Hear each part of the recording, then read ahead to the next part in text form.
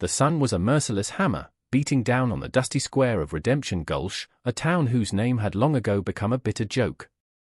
Dust, fine as powdered bone, coated everything, clinging to sweat-slicked skin and tasting of grit and despair. For Aara, standing at the edge of the sullen crowd, the heat was a familiar penance. A year had passed since she had buried her husband, Thomas, and the world had remained a hazy, colorless place. Her grief was a shroud she wore, separating her from the living, from the crude laughter and muttered dealings of the auction. She shouldn't have been there. A widow's place was in the quiet shadows of her home, tending the embers of memory. But the farm supplies had dwindled to nearly nothing, and she had come to town for flour and salt, not for this spectacle of human misery. Yet, her feet had carried her here, to the platform where the auctioneer, a man with a face like curdled milk, was preparing his day's trade. He barked out the prices for livestock and foreclosed land with the same monotone disinterest. Then, the heavy gate at the side of the stage groaned open, and the crowd fell into a hushed murmur. 3 women were led out, their hands bound loosely in front of them, their eyes fixed on the splintered planks beneath their feet. They were young, their faces etched with a fear so deep it seemed to have carved new lines into their skin. And they were all visibly, undeniably pregnant. The air, already thick with heat, grew heavy with a unique brand of cruelty. The auctioneer didn't even bother to learn their names. He gestured at them with a flick of his wrist, his voice dripping with disdain. Next up, a lot of 3, he boomed, a smirk playing on his lips. Damaged goods, perhaps, but they still have backs for field work. Buyer takes them all, as is. Let's start the bidding at $100. A cruel laugh erupted from a man seated on a large, ornate chair near the stage, a man who cast a shadow of power even in the blazing sun. That man was Judge Thaddeus Thorne, and he ruled Redemption Gulch not with a gavel, but with an iron fist of greed.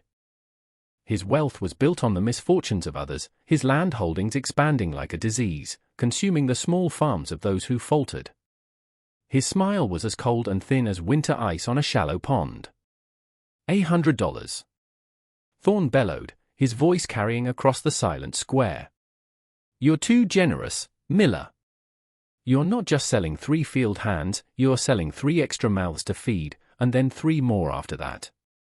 I'd call that a bad investment for any sensible man. His eyes, small and dark like a boar's, swept over the 3 women, lingering on their swollen bellies with a look of pure contempt. The women flinched, curling into themselves as if to shield their unborn children from his toxic gaze. The crowd, taking its cue from its master, chuckled nervously. They were property, less than human, their pregnancies not a miracle of life but a flaw in the merchandise. A burden. Inside Aara, something shifted. The thick fog of her sorrow, which had muted the world for a year, began to burn away at the edges, scorched by a sudden, white-hot rage.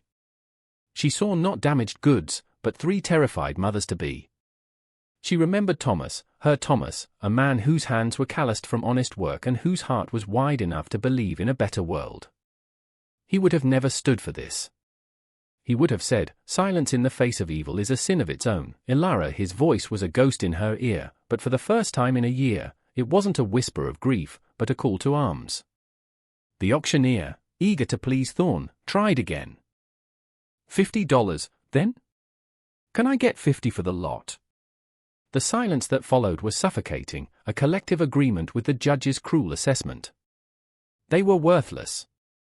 Unwanted.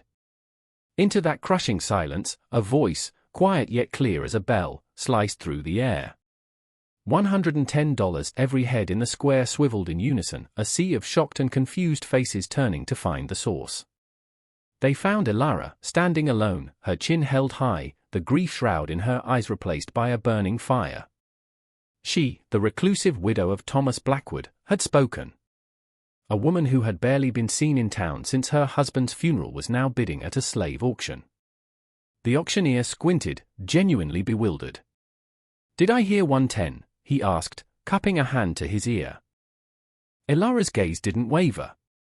She looked past him, past the crowd, and directly at Judge Thorne.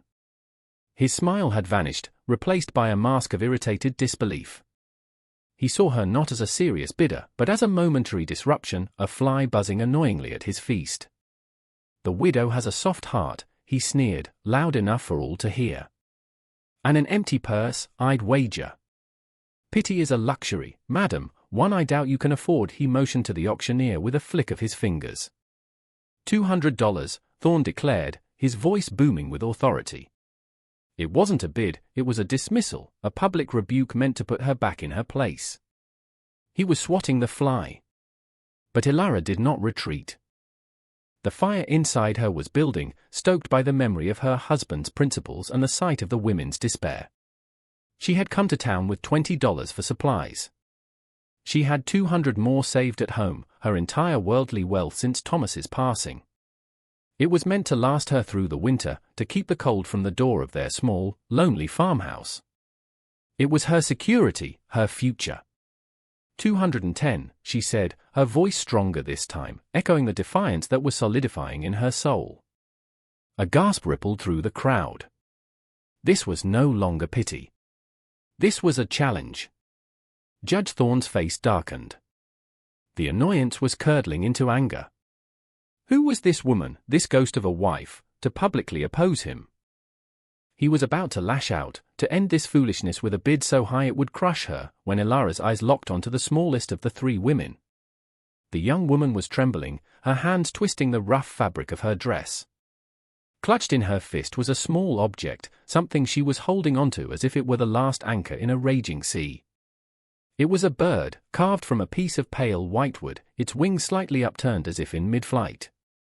Aara's breath caught in her throat. Her blood ran cold. She knew that carving. She had seen a dozen just like it sitting on the mantelpiece of a small, tidy farmhouse on the other side of the valley. They were carved by Jedediah, a kind, hard-working free man with a laugh that rumbled like distant thunder. He and Thomas had been friends, sharing tools and stories over a fence line. And Jedediah had 3 daughters, Hattie, Sarah, and Lena. Suddenly, the pieces clicked into place with horrifying clarity. Jedediah had died suddenly a few months back, a summer fever, the town had whispered. And his land, the farm that had been in his family for generations?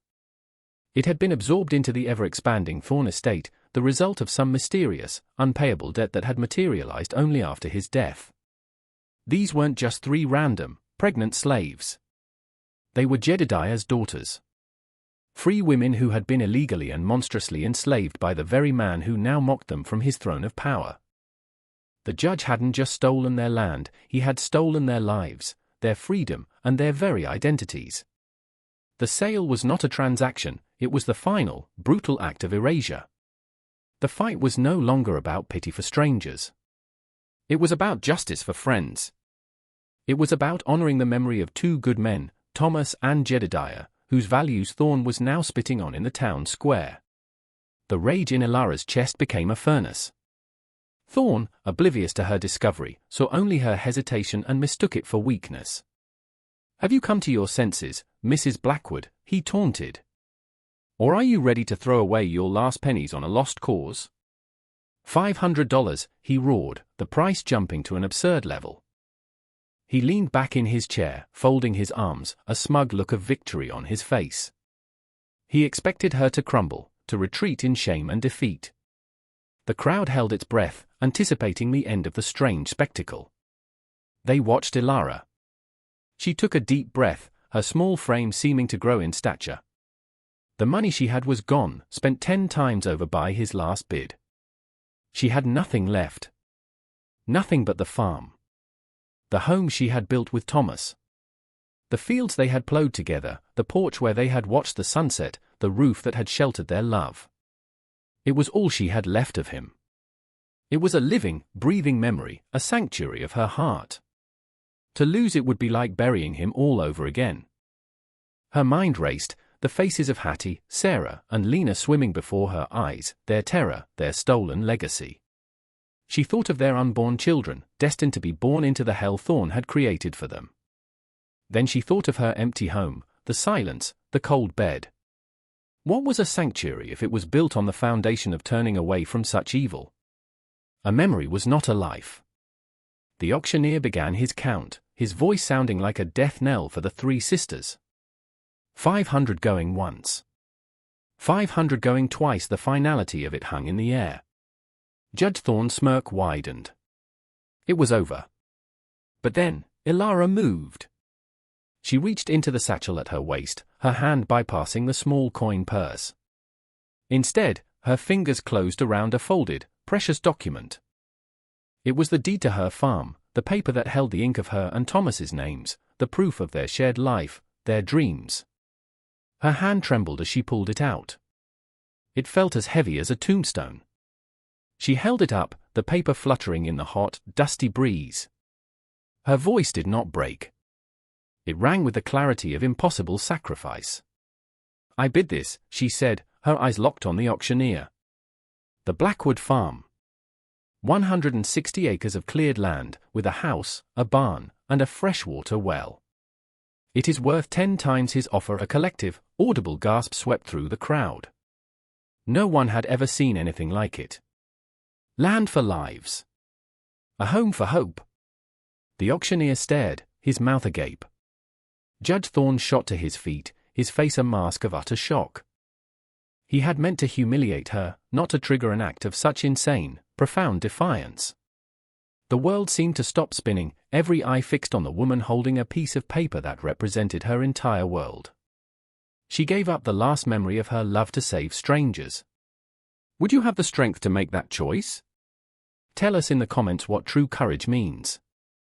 And if you think her sacrifice was worth it, make sure you subscribe to our channel, because what happens next will restore your faith in humanity. Judge Thorne's shock lasted only a moment before it morphed into a predatory, gloating avarice. The Blackwood Farm was one of the best plots in the valley, with rich soil and access to the creek. Thomas Blackwood had been a meticulous farmer.